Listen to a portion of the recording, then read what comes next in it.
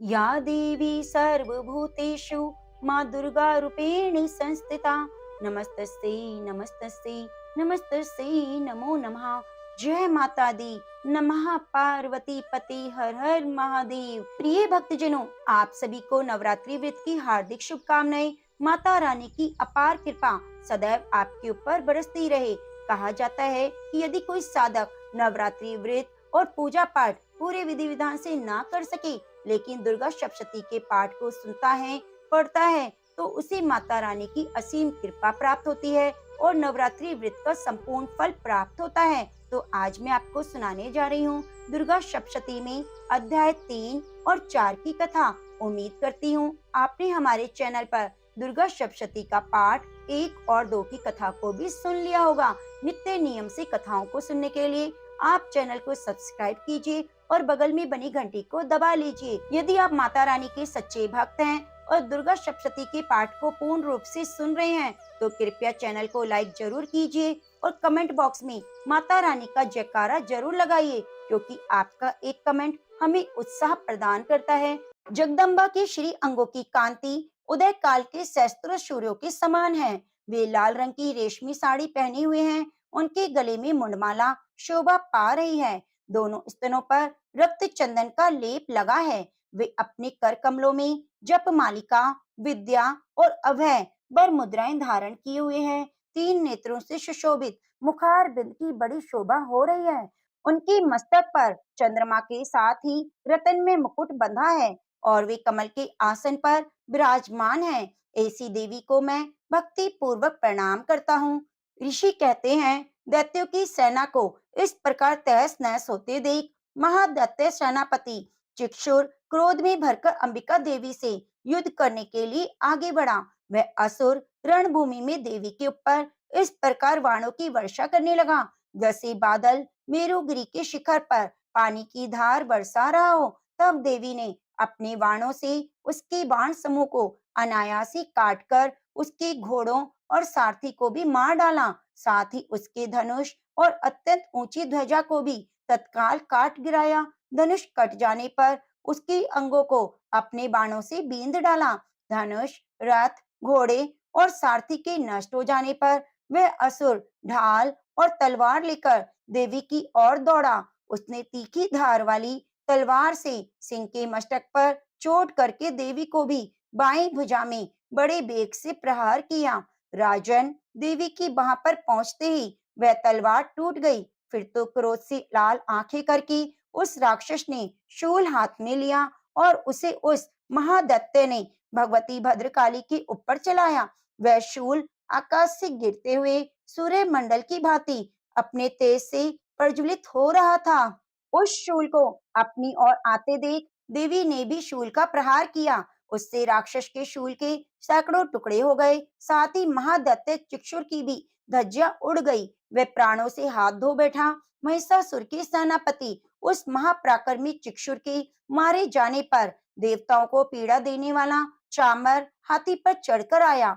उसने भी देवी के ऊपर शक्ति का प्रहार किया, किंतु जगदम्बा ने उसे हुंकार से ही आहत और निष्प्रह करके तत्काल पृथ्वी पर गिरा दिया। शक्ति टूटकर गिरी हुई देखकर चामर को बड़ा क्रोध हुआ।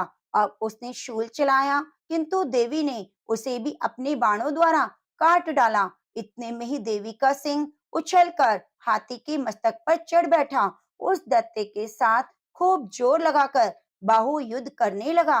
वे दोनों लड़ते लड़ते हाथी से पृथ्वी पर आ गए और अत्यंत क्रोध में भरकर एक दूसरे पर बड़े भयंकर प्रहार करते हुए लड़ने लगे। उसके बाद सिंह बड़े बेग से आकाश की ओर उछला और उधर से गिरते समय उसने पंजों की मार से चामर का सिर धड़ से अलग कर दिया। इसी प्रकार उदग्र भी शिला और वृक्ष आदि की मार खाकर रणभूमि में देवी के हाथ से मारा गया और कराल भी दांतों, मुक्कों और थप्पड़ों की चोट से धराशायी हो गया।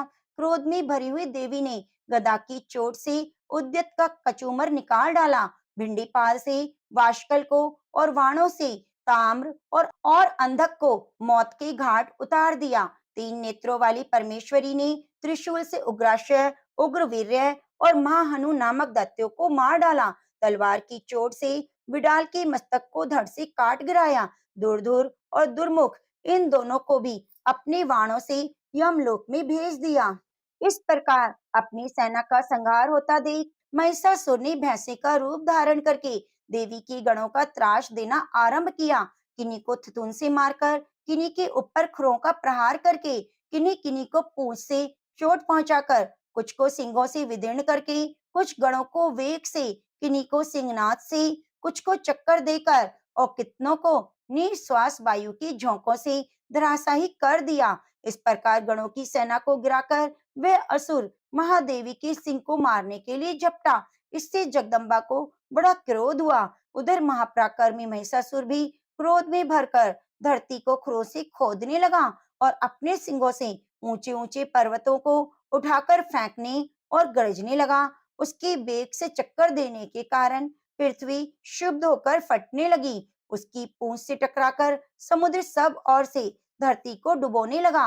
हिलते हुए सिंगों के आघात से विदीर्ण होकर बादलों के टुकड़े टुकड़े हो गए। उसके श्वास की प्रचंड वायु के वेग से उड़े हुए सैकड़ों पर्वत आकाश से गिरने लगे।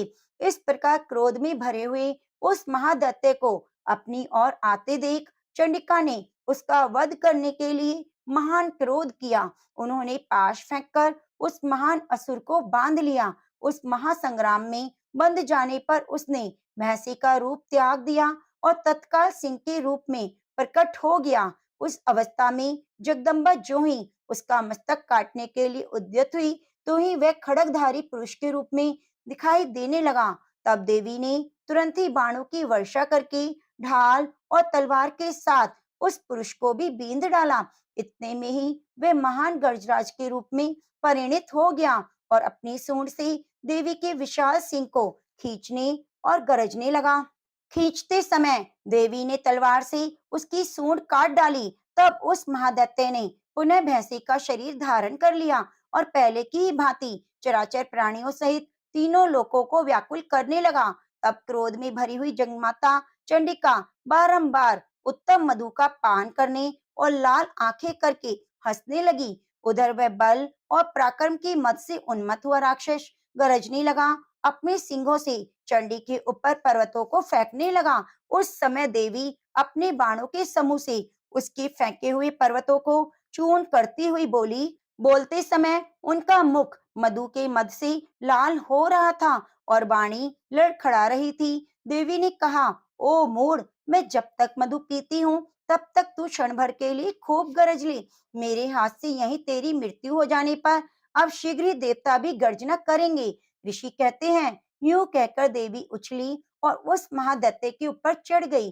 फिर अपने पैर से उसे दबाकर उन्होंने शूल से उसके कंठ में आघात किया। उनके पैर से दबा होने पर भी महिषासुर अपने मुख से अभी आधे शरीर से ही बाहर निकलने पाया था कि देवी ने अपने प्रभाव से उसे रोक दिया। आधा निकला होने पर भी वह महादैत्य देवी से युद्ध करने लगा। तब देवी ने बहुत बड़ी तलवार से उसका मस्तक काट गिराया। फिर तो हाहाकार करती हुई दैत्यों की सारी सेना भाग गई और संपूर्ण देवता अत्यंत प्रसन्न हुए। देवताओं ने दिव्य महर्षियों के साथ दुर्गा देवी का स्तवन किया। गंधर्वराज गाने लगे, अप्सराएं नृत्य करने लगी। तो प्रेम से बोलिए, जय माता दी। अब आइए सुनते हैं चतुर्थ अध्याय। सिद्धि की इच्छा रखने वाले पुरुष जिनकी सेवा करते हैं और देवता जिन्हें सब ओर से घेरे रहते हैं, उन जया नाम वाली दुर्गा देवी का ध्यान करें, जिनके श्री अंगों की आभा काले मेघ के समान श्याम है। वे अपने कटाक्षों से शत्रु समूह को भय प्रदान करती हैं। उनकी मस्तक पर आबद चंद्रमा की रेखा शोभा पाती है। वे अपने हाथों में शंख चक्र कृपाण और त्रिशूल धारण करती हैं। उनके 3 नेत्र हैं। वे सिंह के कंधे पर चढ़ी हुई हैं और अपने तेज से तीनों लोकों को परिपूर्ण कर रही हैं। ऋषि कहते हैं, अत्यंत पराक्रमी दुरात्मा महिषासुर और उसकी दैत्य सेना के देवी के हाथ से मारे जाने पर इंद्र आदि देवता प्रणाम के लिए गर्दन और कंधे झुकाकर भगवती दुर्गा का उत्तम वचनों द्वारा स्तवन करने लगे। उस समय उनके सुंदर अंगों में अत्यंत हर्ष के कारण रोमांच हो आया। देवता बोले, संपूर्ण देवताओं की शक्ति का समुदाय ही जिनका स्वरूप है, जिन देवी ने अपनी शक्ति से संपूर्ण जगत को व्याप्त कर रखा है, सभी देवताओं और महर्षियों की पूजनिया उन जगदम्बा को हम भक्ति पूर्वक प्रणाम करते हैं। वे हम लोगों का कल्याण करें। जिनके अनुपम प्रभाव और बल का वर्णन करने में भगवान शेषनाग, ब्रह्मा जी, महादेव जी भी समर्थ नहीं। वे भगवती चंडिका संपूर्ण जगत का पालन और अशुभ भय का नाश करने का विचार करे। जो पुण्यात्माओं के घरों में स्वयं लक्ष्मी रूप से, पापियों के यहाँ दरिद्रता रूप से, शुद्ध अंतःकरण वाले पुरुषों के हृदय में बुद्धि रूप से, सत्पुरुषों में श्रद्धा रूप से, कुलीन मनुष्यों में लज्जा रूप से निवास करती हैं, उन आप भगवती दुर्गा को हम नमस्कार करते हैं। देवी, आप संपूर्ण विश्व का पालन कीजिए। देवी, आपके इस अचिंत्य रूप का, असुरों का नाश करने वाली भारी पराक्रम का और समस्त देवताओं और दैत्यों के समक्ष युद्ध में प्रकट किए हुए आपके अद्भुत चरित्रों का हम किस प्रकार वर्णन करें। आप संपूर्ण जगत की उत्पत्ति में कारण हैं। आप में सत्वगुण, रजोगुण, तमोगुण ये तीनों गुण मौजूद हैं, तो भी दोषों के साथ आपका संसर्ग नहीं जान पड़ता। भगवान विष्णु और महादेव जी आदि देवता भी आपको पार नहीं पाते। आप ही सबका आश्रय हैं। ये समस्त जगत आपका अंशभूत है, क्योंकि आप सबकी आदिभूत, अविकृता, परा प्रकृति हैं। देवी, संपूर्ण यज्ञों में जिसके उच्चारण से सब देवता तृप्ति लाभ करते हैं, वे स्वः आप ही हैं। इसके अतिरिक्त आप पितरों की भी तृप्ति का कारण हैं। अतएव सब लोग आपको स्वधा भी कहते हैं। देवी, जो मोक्ष की प्राप्ति का साधन है, अचिंत्य महावृत स्वरूपा है, समस्त दोषों से रहित, जितेंद्रिय, तत्व का ही सार वस्तु मानने वाला और मोक्ष की अभिलाषा रखने वाला मुनिजन जिसका अभ्यास करते हैं, वे भगवती पराविद्या आप ही हैं। आप शब्द रूपा हैं। आप निर्मल ऋग्वेद, यजुर्वेद, उद्गीत के मनोहर पदों के पाठ से युक्त शाम वेद का आधार भी आप ही हैं। आप देवी तीनों वेद और भगवती छह ऐश्वर्यों से युक्त हैं। इस विश्व की उत्पत्ति एवं पालन के लिए आप ही वार्ता के रूप में प्रकट हुई हैं। आप संपूर्ण जगत की घोर पीड़ा का नाश करने वाली हैं। हे देवी, जिससे समस्त शास्त्रों के सार का ज्ञान होता है, वे मेधा शक्ति आप ही हैं। दुर्गम भव सागर से पार उतारने वाली नौका रूप दुर्गा देवी भी आप ही हैं। आपकी कहीं भी आसक्ति नहीं। कैटव के शत्रु भगवान विष्णु के वक्षस्थल में एकमात्र निवास करने वाली भगवती लक्ष्मी, भगवान चंद्रशेखर द्वारा सम्मानित गौरी देवी भी आप ही हैं। आपका मुख मंद मुस्कान से सुशोभित, निर्मल, पूर्ण चंद्रमा के बिंब का अनुकरण करने वाला, उत्तम सुवर्ण की मनोहर कांति से कमनीय है। तो भी उसे देखकर महिषासुर को क्रोध हुआ। सहसा उसने उस पर प्रहार कर दिया। ये बड़े आश्चर्य की बात है। देवी, वही मुख जब क्रोध से युक्त होने पर उदय काल के चंद्रमा की भांति लाल और तनी हुई बाहों के कारण विकराल हो उठा, तब उसे देखकर जो महिषासुर के प्राण तुरंत नहीं निकल गए। यह उससे बढ़कर क्या आश्चर्य की बात होगी, क्योंकि क्रोध में भरे हुए यमराज को देखकर भला कौन जीवित रह सकता है। देवी, आप प्रसन्न हो। परमात्मा स्वरूपा आपके प्रसन्न होने पर जगत का अभुदय होता है, और क्रोध में भर जाने पर आप तत्काल ही कितने कुलों का सर्वनाश कर डालती हैं। यह बात अभी अनुभव में आई है, क्योंकि महिषासुर की यह विशाल सेना क्षण भर में आपके कोप से नष्ट हो गई है। सदा अभुदय प्रदान करने वाली आप जिन पर प्रसन्न रहती हैं, वे ही देश में सम्मानित हैं। उन्हीं को धन यश की प्राप्ति होती है। उन्हीं का धर्म कभी स्थिर नहीं होता। वे अपने हष्टपुष्ट स्त्री, पुत्र और भृत्यों के साथ धन्य माने जाते हैं। देवी, आप ही की कृपा से पुण्य आत्मा पुरुष प्रतिदिन अत्यंत श्रद्धा पूर्वक सदा सब प्रकार के धर्मानुकूल कर्म करता है और उसके प्रभाव से स्वर्ग लोक में जाता है। इसलिए आप तीनों लोकों में निश्चय ही मनवांछित फल देने वाली हैं। माँ दुर्गे, आप स्मरण करने पर सब प्राणियों का भय हर लेती हैं और स्वस्थ पुरुषों द्वारा चिंतन करने पर उन्हें परम कल्याण में बुद्धि प्रदान करती हैं। दुख, दरिद्रता और भय हरने वाली देवी, आपके सिवा दूसरी कौन है, जिसका चित्त सबका उपकार करने के लिए सदा ही व्याग्र रहता है। देवी, इन राक्षसों के मारने से संसार को सुख मिले और ये राक्षस चिरकाल तक नरक में रहने के लिए भले ही पाप करते रहें, इस समय संग्राम में मृत्यु को प्राप्त होकर स्वर्गलोक में जाएं। निश्चय यही सोचकर आप शत्रुओं का वध करती हो। आप शत्रुओं पर शस्त्रों का प्रहार क्यों करती हो? समस्त असुरों को दृष्टिपात मात्र से भस्म क्यों नहीं कर देती? इसमें एक रहस्य है। ये शत्रु भी हमारे शस्त्रों से पवित्र होकर उत्तम लोक में जाएं। इस प्रकार उनके प्रति भी आपका विचार अत्यंत उत्तम रहता है।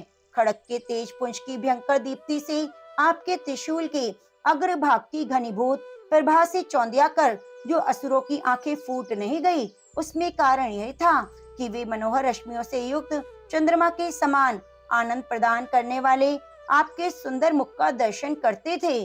देवी, आपका शील दुराचारियों के बुरे बर्ताव को दूर करने वाला है। साथ ही यह एक ऐसा रूप है जो कभी चिंतन में नहीं आ सकता, जिसकी कभी दूसरों से तुलना भी नहीं हो सकती, तथा आपका बल पराक्रम तो उन दैत्यों का भी नाश करने वाला है जो कभी देवताओं के पराक्रम को भी नष्ट कर चुके थे। इस प्रकार आपने शत्रुओं पर अपनी दया ही प्रकट की है। वरदायिनी देवी, आपके इस पराक्रम की किसके साथ तुलना हो सकती है? तथा शत्रुओं को भय देने वाला अत्यंत मनोहर ऐसा रूप भी आपके सिवा और कहाँ है? हृदय में कृपा और युद्ध में निष्ठुर था। ये दोनों बातें तीनों लोकों के भीतर केवल आप में ही दिखाई देती हैं। हे मात, आपने शत्रुओं का नाश करके इन सभी त्रिलोकी की रक्षा की है। उन शत्रुओं को भी युद्ध भूमि में मारकर स्वर्गलोक में पहुंचाया है। उन्मत्त दैत्यों से प्राप्त होने वाले हम लोगों को भय को भी दूर किया है। आपको नमस्कार है। देवी, आप शूल से हमारी रक्षा करें। अंबिके, आप खड़ग से भी हमारी रक्षा करें। घंटा की ध्वनि और धनुष की टंकार से भी हम लोगों की रक्षा करें। चंडिके, पूर्व पश्चिम और दक्षिण दिशा में आप हमारी रक्षा करें। ईश्वरी, अपने त्रिशूल को घुमाकर आप उत्तर दिशा में हमारी रक्षा करें। तीनों लोकों में आपके जो परम सुंदर और अत्यंत भयंकर रूप विचरते रहते हैं, उसके द्वारा भी आप हमारी और इस भूलोक की रक्षा करें। अंबिके, आपके कर पल्लवों में शोभा पाने वाले खड़ग, शूल, गदा आदि जो अस्त्र हों, उन सब के द्वारा आप सब और से हम लोगों की रक्षा करें। ऋषि कहते हैं, इस प्रकार जब देवताओं ने जगन माता दुर्गा की स्तुति की और नंदनवन के दिव्य पुष्पों, गंध, चंदन आदि के द्वारा उनका पूजन किया, फिर सबने मिलकर जब भक्ति पूर्वक दिव्य धूपों की सुगंध निवेदन की, तब देवी ने प्रसन्न होकर प्रणाम करते हुए सब देवताओं से कहा। देवी बोली, देवताओं, तुम सब लोग मुझसे जिस वस्तु की अभिलाषा रखते हो उसे मांगो। देवता बोले, भगवती ने हमारी सब इच्छा पूर्ण कर दी। अब कुछ भी बाकी नहीं, क्योंकि हमारा शत्रु महिषासुर मारा गया। महेश्वरी, इतने पर भी यदि आप हमें वर देना चाहती हैं, तो हम जब जब आपका स्मरण करें, तब तब आप दर्शन देकर हम लोगों के महान संकट को दूर कर दिया करें। प्रसन्न मुखी अंबिके, जो मनुष्य इन स्तोत्रों द्वारा आपकी स्तुति करे, उसे वित्त, समृद्धि और वैभव देने के साथ ही उनकी धन, स्त्री, पुरुष आदि संपत्ति को भी बढ़ाने के लिए आप सदा हम पर प्रसन्न रहें। ऋषि कहते हैं, राजन, देवताओं ने जब अपने जगत के कल्याण के लिए भद्रकाली देवी को इस प्रकार प्रसन्न किया, तब वे तथास्तु कहकर वहीं अंतर ध्यान हो गई। भूपाल, इस प्रकार पूर्व काल में तीनों लोकों का हित चाहने वाली देवी जिस प्रकार देवताओं के शरीरों से प्रकट हुई थी, वह सब कथा मैंने कह सुनाई। अब पुनः देवताओं को उपकार करने वाली वे देवी दुष्ट दैत्यों और निशुम शुम का वध करने और सब लोगों की रक्षा करने के लिए गौरी देवी के शरीर से जिस प्रकार प्रकट हुई, वह सब प्रसंग मेरे मुंह से सुनो। उसका यथावत वर्णन मैं तुमसे करता हूँ, तो प्रेम से बोलिए, जय माँ भवानी। ओम नमः शिवाय। प्रिय भक्तजनों, अब आइए सुनते हैं सिद्धि कुंजिका स्तोत्र। नमः पार्वती पते हर हर महादेव। जय माँ भवानी। शिव जी बोले, देवी सुनो, मैं उत्तम कुंजिका स्तोत्र का उपदेश करूंगा, जिस मंत्र के प्रभाव से देवी का जप सफल होता है। कवच, अर्गला, कीलक, रहस्य, सूक्त, ध्यान, न्यास, यहाँ तक की भी अर्चन आवश्यक नहीं है। केवल कुंजिका के पाठ से दुर्गा पाठ का फल प्राप्त हो जाता है। अत्यंत गुप्त और देवों के लिए भी दुर्लभ है। हे पार्वती, इसे स्वयोनियों की भांति प्रयत्न पूर्वक गुप्त रखना चाहिए। यह उत्तम कुंजिका स्तोत्र केवल पाठ के द्वारा मारण, मोहन, वशीकरण, स्तंभन, उच्चाटन आदि उद्देश्यों को सिद्ध करता है। मंत्र: ओम ऐं ह्रीं क्लीं चामुंडाय विच्चै। ओम ग्लौम हूं क्लीं जूं सः। ज्वालाय ज्वालाय ज्वल ज्वल प्रज्वल प्रज्वल। ऐं ह्रीं क्लीं चामुंडाय विच्चै। ज्वल हम शम लम शम फट स्वाहा। मंत्र में आए बीजों का अर्थ जानना संभव नहीं, आवश्यक भी नहीं और न वांछनीय है, केवल जप ही पर्याप्त है। हे रुद्र स्वरूपणी, तुम्हें नमस्कार है। हे मधु दत्ते को मारने वाली, तुम्हें नमस्कार है। कैटव विनाशिनी, नमस्कार है। महिषासुर को मारने वाली देवी, तुम्हें नमस्कार है। शुंभ का हनन करने वाली, निशुंभ को मारने वाली, तुम्हें नमस्कार है। हे महादेवी, मेरे जप को जागृत और सिद्ध करो। एंकार के रूप में सृष्टि स्वरूपणी, ह्रीम के रूप में सृष्टि पालन करने वाली, क्लीम के रूप में काम रूपणी, बीज रूपणी देवी, तुम्हें नमस्कार है।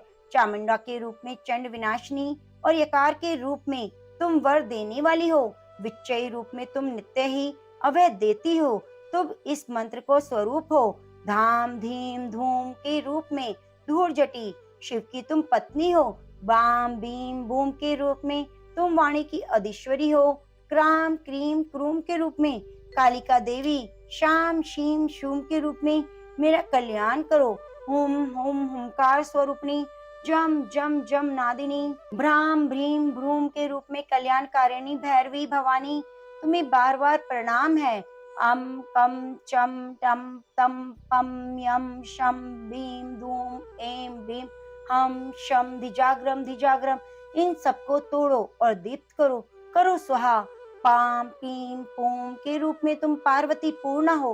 खाम खीम खूम के रूप में तुम खेचरी अथवा खिचड़ी मुद्रा हो। शाम शीम शूम स्वरूपणी सप्तशती देवी के मंत्र को मेरे लिए सिद्ध करो। ये कुंजिका स्तोत्र मंत्र को जगाने के लिए है, इसे भक्तिहीन पुरुष को नहीं देना चाहिए।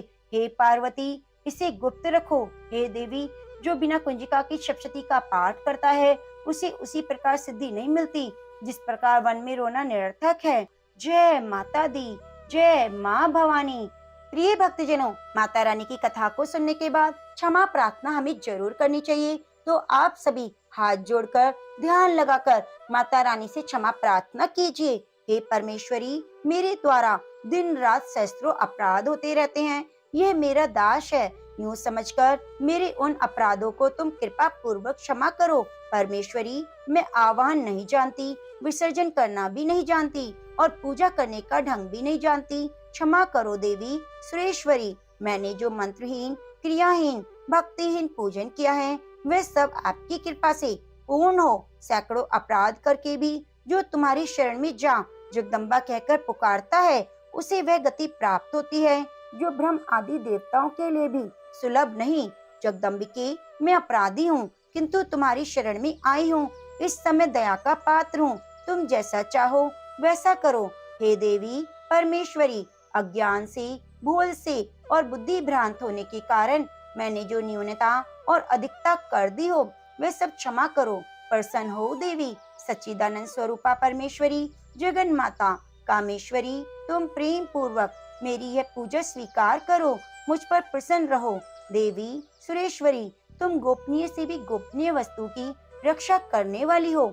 मेरे निवेदन किए हुए इस जप को ग्रहण करो, तुम्हारी कृपा से मुझे सिद्धि प्राप्त हो। शतिनाम प्रवक्ष्यामि शरणेव कमलानेन, यस्य प्रसाद मात्रेण दुर्गा प्रीता भवेत् सती। ओम सती साध्वी भवप्रीता भवानी भवमोचनी आर्या दुर्गा या चाद्या त्रिनेत्रा शूलधारिणी पिनाकधारिणी चित्रा चंद्रघटा महातपा मनोबुद्ध अहंकारा चित्रूपा चिताचिति सर्व मंत्रमयी सत्या सत्यानंद स्वरूपिणी अनंता भाविनी भाव्या भव्य भव्या सदा गति सांभावी देव माता चिंता रतन प्रिया सदा सर्व विद्या दक्ष कन्या दक्ष यज्ञ विनाशिनी आपर्णा नीक वर्णा च पाटला पाटलावती पटांबर परिधाना कमल मर्जिनी अमे विक्रमा क्रूरा सुंदरी सूर सुंदरी वन दुर्गा च मतंग मति पूजिता ब्रह्महि महेश्वरी चैन्द्री कौमारी वैष्णवी तथा चामुंडा चैव बारहि लक्ष्मी स्पृशकृतिः विमलोत्कर्षिणी ज्ञाना कीर्या नित्या च बुद्धिदा बहुला बहुल प्रेमा सब वाहन वाहना निशुम शुंभ हननी महिषासुर मर्दिनी मधुकैटव हंत्री च चंडमुंड विनाशिनी सर्वासुर विनाशा च सर्वदानव घातिनी सर्वशास्त्रमय सत्य सर्वास्त्र धारिणी तथा अनेक शस्त्र हस्ता च अनेकास्त्र धारिणी कुमारी च कन्या च किशोरी युक्ति यति अप्रौढ़ा च प्रौढ़ा च वृद्ध माता बलप्रदा महोदरी मुक्तकेशी घोर रूपा महाबला अग्निज्वाला रौद्रमुखी काल रात्रि पार्श्वनी नारायणी भद्रकाली विष्णु माया जलोदरी शिवदूती कराली तय अनंता परमेश्वरी कात्यायनी च सावित्री प्रत्यक्षा ब्रह्मवादिनी य इदं परपेटि नित्यं दुर्गा नाम शताष्टकम् न साध्यं विद्यते देवी त्रिषु लोकेषु पार्वती धनं धान्यं सुतं जायं हयं हस्तिनमेव च चतुर्वंग तथा चान्ते लभेन मुक्ति च शाश्वतं कुमारीं पूजयित्वा तु ध्यात्वा देवी सुरेश्वरीं पूजयेत् पर्या भक्त्या पठे नाम शताष्टकम् तस्य सिद्धिर्भवे देवी सर्वे सुरवरेरपि राजानो दास्तां यान्ति राष्ट्रेवाप्नुयात् गोलोचनान् कुंकुमेन सिंदूर कपूर मधुत्रेण लिख्यं यंत्रं विधिना विधियोग भवेत् सदा धारते पुरारी भौमावास्ये निशामाग्रे चंद्रे सद्भिषां गते विलिख्य प्रपटे स्तोत्रम से भवेत् संपदां पदम। जय माता दी। प्रिय भक्तजनों, यह आपने सुने माता रानी के 108 नाम। आप सभी का दिल से धन्यवाद। आपने हमारी कथा को पूरा मन लगाकर सुना। माता रानी आपकी सदा झोलियां भरती रहे। प्रिय भक्तजनों, यदि आपने कथा को पूरा सुना है, कमेंट बॉक्स में बताइए कि आप हमारी कथा को कौन से राज्य से सुन रहे हैं और अपना नाम भी जरूर लिखिएगा। माता रानी आपकी सभी मनोकामनाओं को पूरी करे। जय माता दी। प्रिय भक्तजनों, दुर्गा कवच बहुत ही पावन और दुर्लभ कवच है। इस महाफलदायिनी देवी कवच को भगवान ब्रह्मा जी ने ऋषि मार्कंडेय जी को सुनाया था। ऐसी मान्यता है कि यह कवच देवताओं के लिए भी दुर्लभ है। रोग, मारण, मोहन, उच्चाटन, भूत प्रेत, पिशाच सब इस कवच को सुनकर भाग जाते हैं। देवी कवच माता रानी के भक्तों के लिए कवच की तरह रक्षा करता है। इस कवच को सुनकर सारे बंधन, मन से सभी प्रकार के डर और भय समाप्त हो जाते हैं। इससे ब्रह्मा जी माता पार्वती के 9 अलग अलग देवीय रूपों की प्रशंसा करते हैं। देवी के 9 स्वरूपों के नाम इस प्रकार से हैं: शैलपुत्री, ब्रह्मचारिणी, चंद्रघंटा, देवी कुष्मांडा, देवी स्कंद माता, कात्यायनी, देवी कालरात्रि, महागौरी और सिद्धिदात्री। नवरात्रि में इन्हीं 9 देवियों की पूजा की जाती है। सभी देवियां मनुष्य के कल्याण के लिए धरती पर आती हैं। ब्रह्मा जी कहते हैं, जो भी मनुष्य प्रतिदिन इस कवच का पाठ करता है या सुनता है, वह दुर्गा माँ से आशीर्वाद प्राप्त करता है। इसलिए प्रत्येक मनुष्य को देवी कवच का पाठ प्रतिदिन पढ़ना या सुनना चाहिए, ऐसा स्वयं ब्रह्मा जी कहते हैं। तो आइए पूरे भक्ति भाव और प्रसन्नचित मन से माँ दुर्गा का ध्यान करते हुए दुर्गा कवच का पाठ सुनते हैं हिंदी अनुवाद के साथ। जय माँ भवानी, नमः पार्वती पते, हर हर महादेव। ओम चंडिका देवी को नमस्कार है। मार्कंडेय जी ने कहा, पितामह जो इस संसार में परम गोपनीय और मनुष्यों की सब प्रकार से रक्षा करने वाला है, जो अब तक आपने दूसरे किसी के सामने प्रकट नहीं किया, ऐसा कोई साधन मुझे बताइए। ब्रह्मा जी बोले, ब्राह्मण, ऐसा साधन तो एक देवी का कवच ही है, जो गोपनीय से भी परम गोपनीय है, पवित्र और संपूर्ण प्राणियों का उपकार करने वाला है। महामुने, उसे श्रवण करो। देवी की 9 मूर्तियां हैं, जिन्हें नवदुर्गा कहते हैं। उनके पृथक पृथक नाम बतलाए जाते हैं। प्रथम नाम शैलपुत्री है, दूसरी मूर्ति का नाम ब्रह्मचारिणी है, तीसरा स्वरूप चंद्रघंटा के नाम से प्रसिद्ध है, चौथी मूर्ति को कुष्मांडा कहते हैं, पांचवी दुर्गा का नाम स्कंद माता है, देवी के छठे रूप को कात्यायनी कहते हैं, सातवां कालरात्रि और 8वीं स्वरूप महागौरी के नाम से प्रसिद्ध है, 9वीं दुर्गा का नाम सिद्धिदात्री है। ये सब नाम सर्वज्ञ महात्मा वेद भगवान के द्वारा प्रतिपादित हैं। जो मनुष्य अग्नि में जल रहा हो, रणभूमि में शत्रुओं से घिर गया हो, विश्व संकट में फंस गया हो, इस प्रकार भय से आतुर होकर जो भगवती दुर्गा की शरण में प्राप्त हुए हों, उनका कभी कोई अमंगल नहीं होता।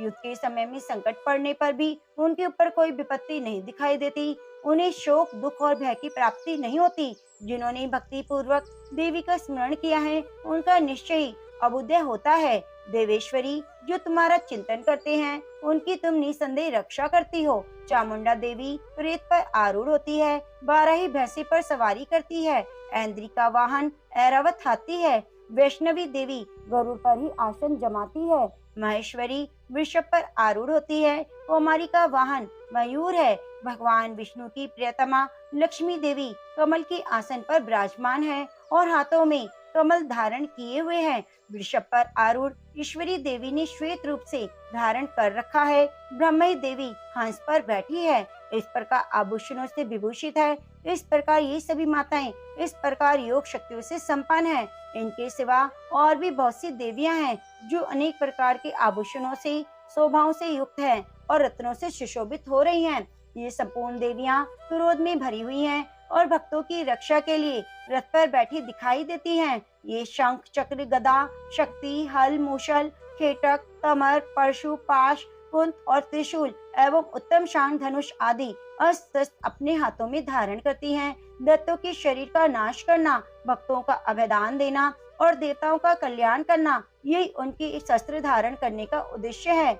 महान क्रोध रूप, अत्यंत घोर पराक्रम, महान बल और महान उत्साह वाली देवी, तुम महान भय का नाश करने वाली हो। तुम्हें नमस्कार है। तुम्हारी ओर देखना भी कठिन है। शत्रुओं का भय बढ़ाने वाली जगदम्बिके, मेरी रक्षा करो। पूर्व दिशा में इंद्र शक्ति, मेरी रक्षा करो। अग्नि कोण में अग्नि शक्ति, दक्षिण दिशा में वराही, नैऋत्य कोण में खड़ग धारणी, मेरी रक्षा करे। पश्चिम दिशा में वारुणी और वायव्य कोण में मृग की सवारी करने वाली देवी, मेरी रक्षा करो। उत्तर दिशा में कौमारी और ईशान कोण में शूल धारणी देवी, रक्षा करो। ब्राह्मणी, तुम ऊपर की ओर से मेरी रक्षा करो। वैष्णवी देवी, नीचे की ओर से मेरी रक्षा करो। इस प्रकार शिव को अपना वाहन बनाने वाली चामुंडा देवी, 200 दिशाओं से मेरी रक्षा करो। जया आगे से, विजया पीछे की ओर से मेरी रक्षा करे। वाम भाग में अजिता, दक्षिण भाग में अपराजिता रक्षा करे। उद्योतनी शिखा की रक्षा करे। उमा मेरी मस्तक पर विराजमान होकर रक्षा करे। ललाट में मालाधरी रक्षा करे। यशस्विनी देवी मेरी बाहों का संरक्षण करे। बाहों के मध्य भाग में त्रिनेत्रा और नथनों की यम घंटा देवी रक्षा करे। दोनों नेत्रों के मध्य भाग में शंखनी और कानों में द्वार वासनी रक्षा करे। कालिका देवी कपोलों की और भगवती शंकरी कानों के मूल भाग की रक्षा करे। नासिका में सुगंध और ऊपर के ओठ में चर्चिका देवी रक्षा करे। नीचे के ओठ में अमृत कला और जिह्वा में सरस्वती देवी रक्षा करे। कौमारी दांतों की और चंडिका कंठ प्रदेश की रक्षा करे। चित्रघंटा गले की, घाटी की और महामाया तालु में रहकर रक्षा करे। कामाक्षी थोड़ी की और सर्वमंगला मेरी वाणी की रक्षा करे। भद्रकाली ग्रीवा में और धनुर्धरी कृष्ण वंश में रहकर रक्षा करे। कंठ के भारी भाग में नील ग्रीवा और कंठ की नली में नल कुबरी रक्षा करे। दोनों कंधों में खड़गनी और मेरे दोनों भुजाओं की ब्रिजधारणी रक्षा करे। दोनों हाथों में दंडनी और अंगुलियों में अंबिका देवी रक्षा करे। शूलेश्वरी नखों की रक्षा करे। कुलेश्वरी पेट में रहकर रक्षा करे। महादेवी स्तनों की और शोक विनाशिनी देवी मन की रक्षा करे। ललिता देवी हृदय में, शूल धारणी उदर में रहकर रक्षा करे। नाभि में कामिनी, गुहा भाग की गुहेश्वरी रक्षा करे। पूतना और कामिका लिंग की और महिष वाहिनी गुदा की रक्षा करे। भगवती कटी भाग में विंध्यवासिनी घुटनों की रक्षा करे। संपूर्ण कामनाओं को देने वाली महाबला देवी दोनों पिंडलियों की रक्षा करे। नारसही दोनों घुटियों की और तेजस्वी देवी दोनों चरणों की पृष्ठ भाग की रक्षा करे। श्री देवी पैरों की अंगुलियों में और तलवासनी पैरों के तलुओं में रहकर रक्षा करे। अपनी डाढ़ों के कारण भयंकर दिखाई देने वाली तलुओं में रहकर रक्षा करे। अपनी डाढ़ों के कारण भयंकर दिखाई देने वाली दुष्ट कराली देवी नखों की और ऊर्ध्व केशनी देवी केशों की रक्षा करे। रोमावलियों के छिद्रों में कोबेरी और त्वचा की बागेश्वरी देवी रक्षा करे। पार्वती देवी रक्त, मज्जा, वसा, मांस, हड्डी और मेद की रक्षा करे। आंतों की काल रात्रि और पित्त की मुक्तेश्वरी रक्षा करे। मूलाधार आदि कमल कोशों में पद्मावती देवी और कफ में चूड़ामणि देवी स्थित होकर रक्षा करे। नख के तेज की ज्वालामुखी रक्षा करे, जिसका किसी भी अस्त्र से भेदन नहीं हो सकता। वह अवैद्या देवी शरीर की समस्त संधियों में रहकर रक्षा करे। ब्राह्मणी, आप मेरे वीर की रक्षा कीजिए। छाया की और धर्म धारिणी देवी मेरे अहंकार, मन और बुद्धि की रक्षा करे। हाथ में वज्र धारणी करने वाली वज्रहस्ता देवी मेरे प्राण, अपान, बयान, उदान, समान वायु की रक्षा करे। कल्याण से शोभित होने वाली भगवती कल्याण शोभना मेरे प्राण की रक्षा करे। रस, रूप, गंध, स्पर्श इन विषयों का अनुभव करते समय योगिनी देवी रक्षा करे। सत्वगुण, रजोगुण, तमोगुण की रक्षा सदा नारायणी देवी करे। वराही आरु की रक्षा करे। वैष्णवी धर्म की रक्षा करे। चक्र धारण करने वाली देवी यश, कीर्ति, लक्ष्मी, धन और विद्या की रक्षा करे। इंद्राणी, आप मेरी गोत्र की रक्षा करें। चंडिके, तुम मेरी पशुओं की रक्षा करो। महालक्ष्मी, पुत्रों की रक्षा करे। भैरवी, पत्नी की रक्षा करे। मेरे पति की सुपथा और मार्ग की क्षेम करी रक्षा करे। राजा के दरबार में महालक्ष्मी रक्षा करे। सब और व्याप्त रहने वाली विजया देवी संपूर्ण भयों से मेरी रक्षा करे। हे माँ, मेरे सुहाग की सदैव रक्षा करना, अमर सुहाग देना। देवी, जो स्थान कवच में नहीं कहा गया अतएव रक्षा से रहित है, वह सब तुम्हारे द्वारा सुरक्षित हो, क्योंकि तुम विजयशालिनी और पाप नाशिनी हो। यदि अपने शरीर का भला चाहे तो मनुष्य बिना कवच के कहीं एक पग भी न जाए। कवच का पाठ करके यात्रा करे। कवच के द्वारा सब और से सुरक्षित जहाँ जहाँ भी जाता है वहाँ वहाँ उसे धन लाभ होता है और संपूर्ण कामनाओं की सिद्धि करने वाली विजय की प्राप्ति होती है। वह जिस जिस अविष्ट वस्तु का चिंतन करता है उसको निश्चय प्राप्त कर लेता है। वह पुरुष उस पृथ्वी पर तुलना रहित महान ऐश्वर्य का भागी होता है। तो अवश्य सुरक्षित मनुष्य निर्भय हो जाता है। युद्ध में उसकी पराजय नहीं होती और वह तीनों लोकों में पूजनीय होता है। देवी का यह कवच देवताओं के लिए भी दुर्लभ है। जो प्रतिदिन नियम पूर्वक तीनों संध्याओं के समय श्रद्धा के साथ इसका पाठ करता है उसे देवी कला प्राप्त होती है और वह तीनों लोकों में कहीं भी पराजित नहीं होता। इतना ही नहीं, वह अपमृत्यु से रहित हो 100 से भी अधिक वर्षों तक जीवित रहता है।